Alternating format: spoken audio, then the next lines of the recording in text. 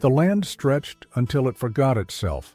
Plains of brittle grass turned to stone, and stone gave way to the sun-burnt skin of the earth, cracked, dun-colored, forever waiting. In the heat of late afternoon, the wind was a low hush scraping through cedar skeletons and barbed wire, a sound that held no comfort and no threat, only endurance. Somewhere between the hills and the horizon stood the McCrae place. It had once been a proud ranch, or something close to it. A long porch leaned tiredly against the main house, boards warped and silvered by rainless years. Corrals lay open-mouthed, half-fallen. A windmill, its head broken, spun lazily like a drunk remembering old music. There was a barn slumped low on one side, and a mule named Blue, who blinked too slow for the flies that worried his eyes.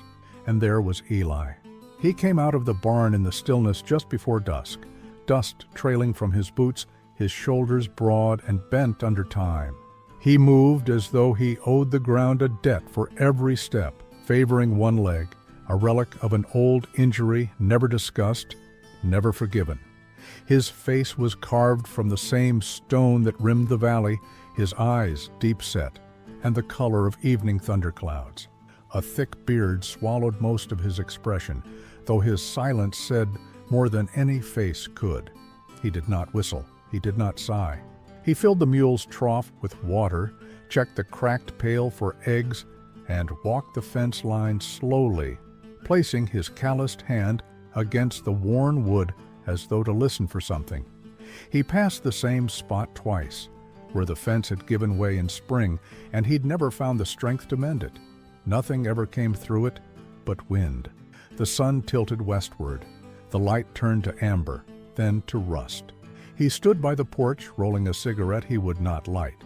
Just holding it calmed his hands. That was when he saw her. At first, he thought it was a mirage, the kind brought on by thirst and old grief, but the figure kept coming, stumbling down the long red road that cut across the land like a scar. A woman, alone, barefoot, the hem of her dress dragging dust and blood. The dress was once white, he could tell, but now the lace was torn and the fabric clung to her in places like wet paper. Her hair, tangled and black as ash, hid most of her face. She wasn't crying. That's what struck him most.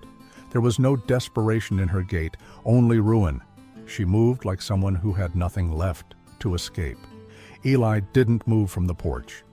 He watched, arms slack at his sides, as she came closer, the setting sun burning a crown behind her silhouette. When she finally reached the edge of his yard, she stopped and raised her eyes.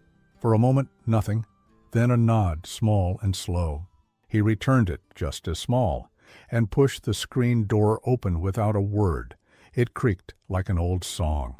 She followed him in, her footsteps soft despite the grit and the dryness, clinging to her like another skin. Inside, the house was simple. Wood walls, one window with a torn lace curtain, the smell of coffee long dried into the grain of the table. He gestured to the chair and poured her a cup of water from the ceramic jug on the counter. She sat, hands trembling only slightly, as she drank. Still, not a word. He pointed toward the back room, his sister's old room, empty for 2 years now. She looked at the door, then at him. There was no need to ask, no need to explain. She rose and walked to the room. The door clicked shut. That night, Eli sat on the porch again, the stars flickering above like hesitant thoughts. The air was cooler, but not kind. He listened to the creak of the boards under his boots, to the slow rasp of Blue shifting in the corral, to the soft sound of another presence inside his home. He thought about the road she'd come from, a road no one walked unless there was nothing behind them worth going back to. The mule brayed once, a short, low sound, then went silent again. Eli lit the cigarette now, the fire briefly painting his face in red and gold.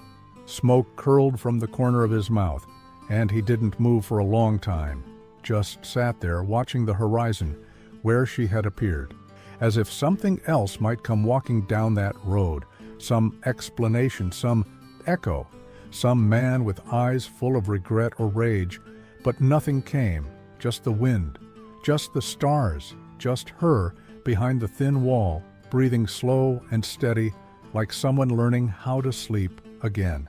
And Eli beneath it all, wondering, not with words but with the part of him that had not spoken in years, what kind of woman wears a wedding dress into the wilderness and walks until she finds a stranger's porch?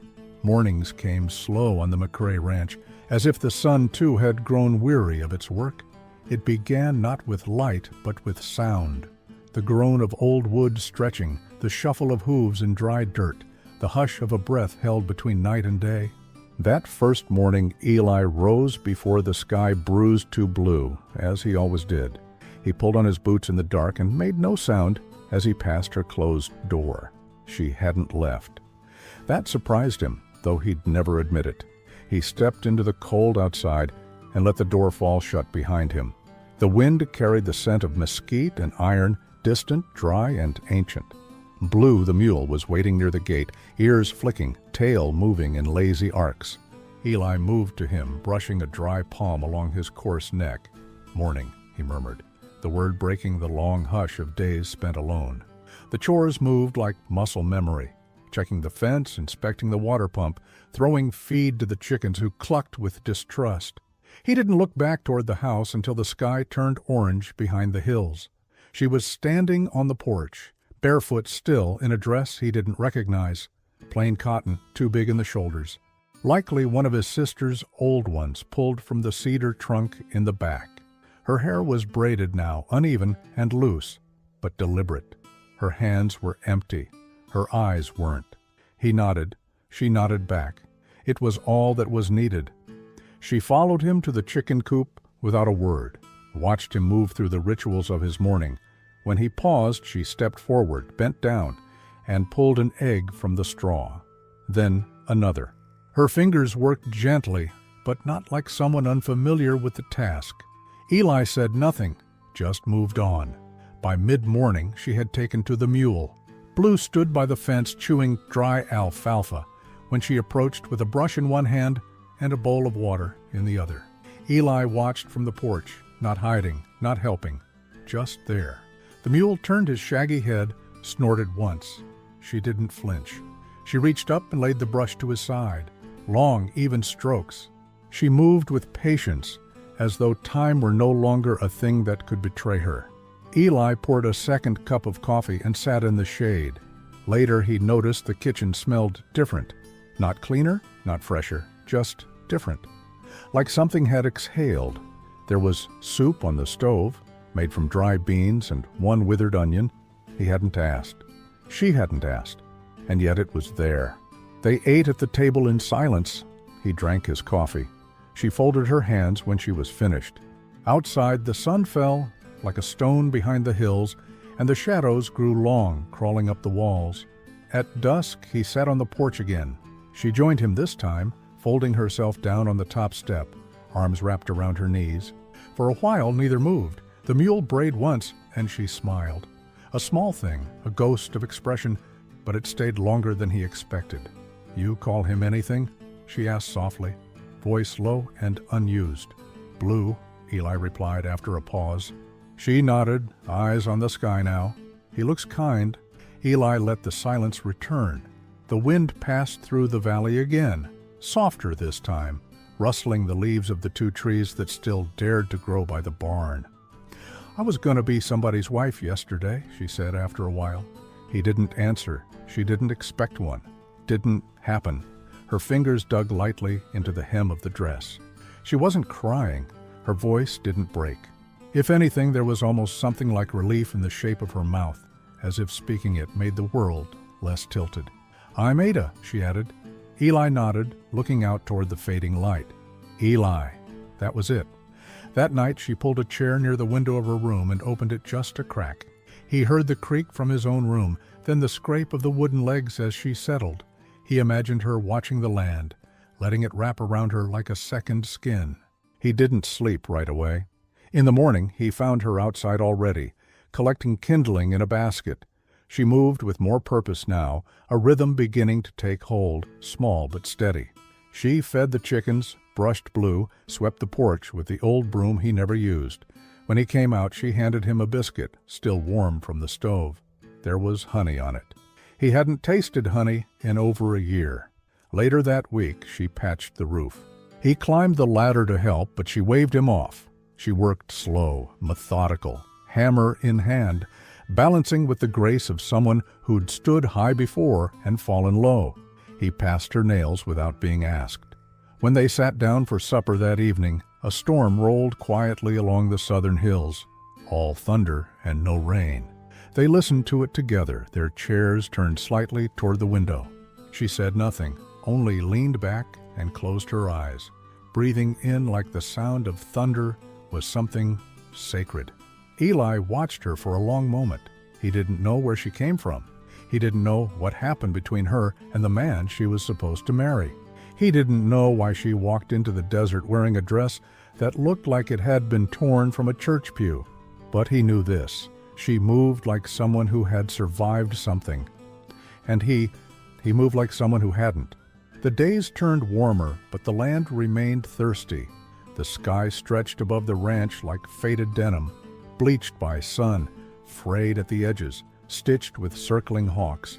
Even the wind had grown restless, coming in sharp gusts that scattered dust through the cracks in the windows and curled it into corners like dry leaves. Eli and Ada worked without speaking much, though something had shifted between them. The silences were no longer empty. They held the weight of shared labor, of glances exchanged across fence posts, of hands brushing in the passing of a tool. That June, the well ran low. Eli checked it each morning with a length of rope and a battered tin bucket. By the fifth day, the rope came up mostly dry, the bucket echoing hollow. He stood for a long time, hand clenched around the worn handle, jaw set like stone. When he returned to the house, he found Ada sweeping the porch, her sleeves rolled up and her brow damp with sweat. He didn't say anything, just met her eyes and nodded once. She understood. The water would be rationed now. That night, Ada boiled what little remained of the beans and poured the broth into 2 chipped mugs. They sipped in silence. Outside, the coyotes had moved closer to the fields, their howls cracking the silence like old bones. At dawn the next morning, a change came. The wind no longer moved sideways. It smelled different, cooler, heavier. Eli stood barefoot on the porch, staring out across the brittle fields. The clouds had thickened overnight, stacked low and gray above the hills like forgotten freight. For the first time in months, he felt the air settle heavy on his shoulders, pressing in like a promise. Ada stepped outside behind him, holding a tin basin filled with damp laundry. She paused, felt the shift in the air, and tilted her face upward. Her hair was braided back, still damp at the ends. For a long time, neither of them moved. The first drop struck the railing between them with a soft, hollow note. Then came the rain. Not a downpour, just a slow, deliberate rhythm of drops, each one darkening the wood, each one landing like a held breath finally released. The dust rose briefly, then settled. The air filled with the scent of wet cedar, rusted iron, and earth. Eli closed his eyes. Ada laughed, quiet and almost startled, like it had escaped from somewhere she didn't know still existed.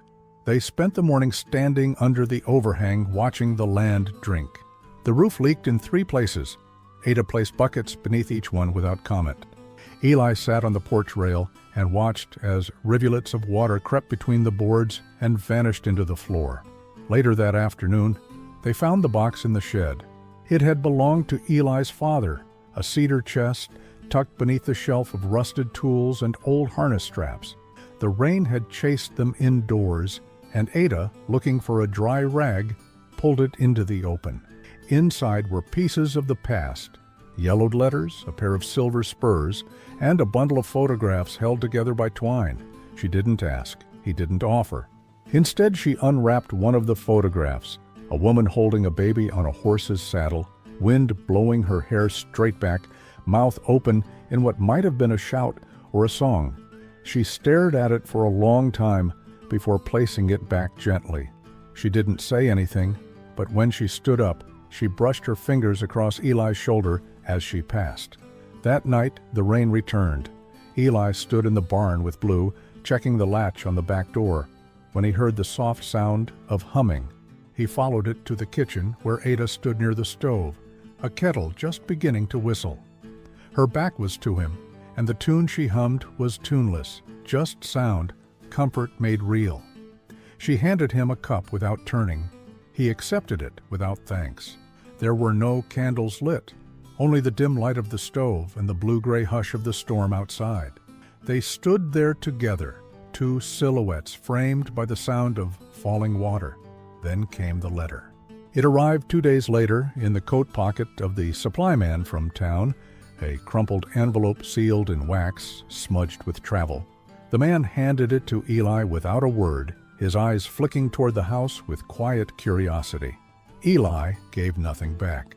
He placed it on the kitchen table where Ada would find it. When she came in from tending the coop, she saw it waiting. She didn't touch it right away. Instead, she wiped her hands on her apron, then stood over the envelope for a long time. Her face was unreadable, neither fear nor longing nor surprise, just a stillness that filled the room like smoke. She picked it up, broke the seal, and read in silence. When she finished, she folded the letter once and placed it back inside. Her hand lingered on it, fingers pressing down as though trying to erase something beneath the paper. Then she turned to the stove, opened the iron door, and placed the letter in the flames. Eli watched from the threshold. She didn't explain. He didn't ask. The fire took the letter slowly, curling the edges, turning the words to ash. When it was done, she shut the door and stood there with her eyes closed. A moment passed, then another. Outside, the rain stopped. That night, she sat beside Eli on the porch, her knees drawn up, hands wrapped around a mug of cooled coffee. She didn't speak. He didn't need her to. Some things are better understood in the stillness. She leaned her head against the post beside her, just enough that her hair touched his shoulder. He didn't move. Somewhere in the distance, frogs had returned to the creek bed, their soft voices rising like prayers from the mud.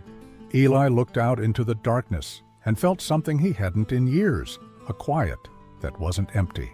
The morning after the rain, the land looked half-born, softened, darker in color, its edges no longer brittle, but blurred by damp.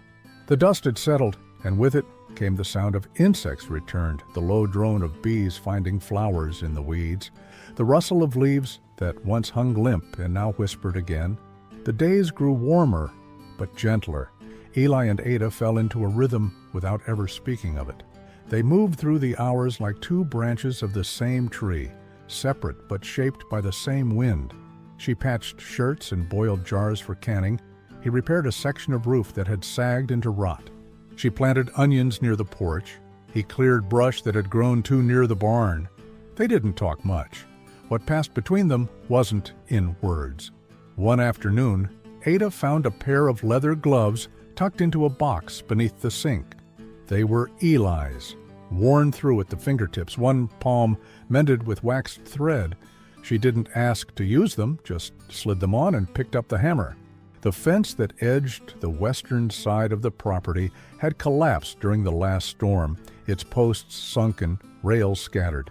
Eli watched her from the porch at first. She worked in long, slow gestures, each swing of the hammer deliberate. She wasn't fast, but she was steady, and when he finally joined her, he didn't tell her how to do it. He simply took the other end of the rail and began to lift. They rebuilt 3 sections that day. By dusk, their shirts were soaked with sweat, and their hands were raw. Eli filled the trough with water, then splashed the rest over his neck. Ada stood near the gate, wiping her face with her sleeve, the corners of her mouth curled upward in something that wasn't quite a smile, but was close. That night, as the crickets tuned their legs beneath the windows, Eli brought a jar of corn liquor from the pantry. It had been sitting there since before his sister left, unopened, forgotten. He poured 2 fingers into a chipped tin cup and handed it to Ada. She accepted it without question. They sat on the porch steps, shoulders nearly touching, watching the stars blink into being one by one. After a long moment, she asked, "Do you ever miss anyone?" Eli stared straight ahead. "Not in a way that helps." She nodded, drank, passed the cup back. Me neither. They sat that way for a while, sharing the liquor in quiet turns. No talk of where they had come from, who had failed them, or what they might become. Only the sound of moths fluttering against the porch light, and the occasional creak of the boards beneath them. The next morning, trouble came. They heard the horses first, 3 of them, hooves dull on the wet-packed road, moving slow, too slow to be traveling far. Ada was gathering eggs. Eli had just finished splitting firewood. When the riders appeared at the fence line, Eli saw the way their eyes traveled, over the rebuilt sections of rail, over the house, over the small figure of Ada straightening at the coop. The men didn't dismount. One wore a wide-brimmed hat, pulled low, his beard scrubbed to a sharp edge. Another chewed a toothpick. The third, tall, thin, and pale, held the reins of his horse like someone born in a place that never had to earn its water. They said nothing. Eli didn't reach for his rifle. He didn't need to. He simply stood there, arms loose at his sides, feet planted in the dirt. His eyes met theirs one by one, not with threat, not with challenge, just the quiet assurance of a man who had nothing left to lose and nothing left to give away. The tall man was the one who spit. Not at Eli, just near the gate, like a dog marking a tree. Then they turned their horses and rode on, slowly, dust curling behind them, like breath in cold air. Ada didn't speak. She placed the eggs in the basket and carried them to the house with hands that didn't shake. That evening, Eli cleaned the rifle.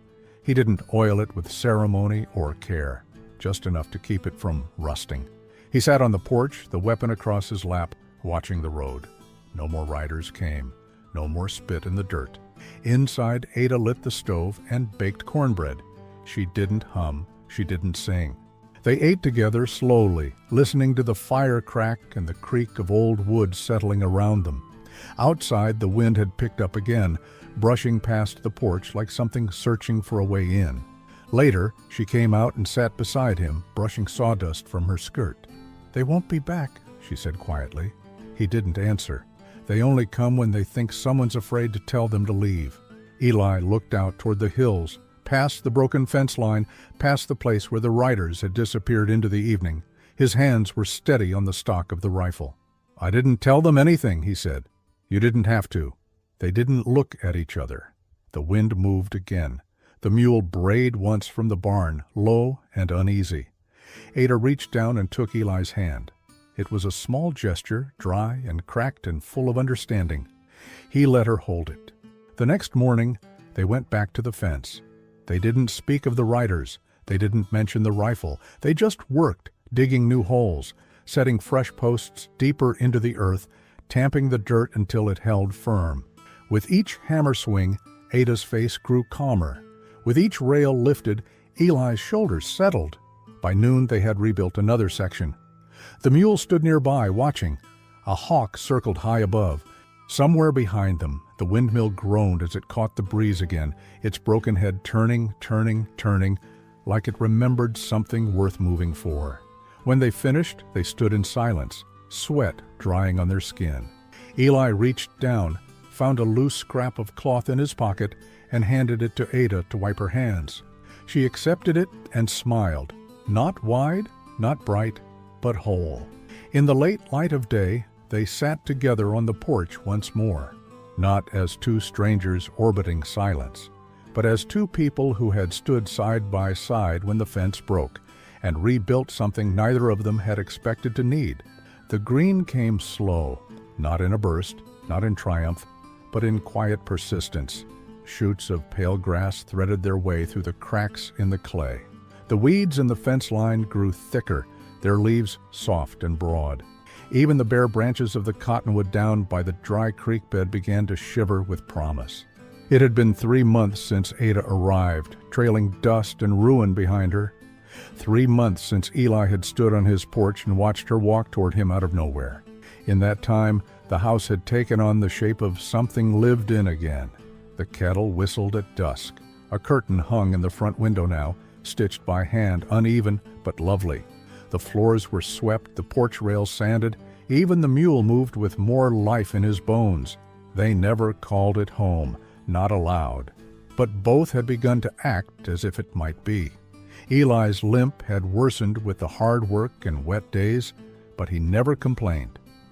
He sat more often in the evenings, carving wood at the edge of the porch with a knife worn smooth by years of use.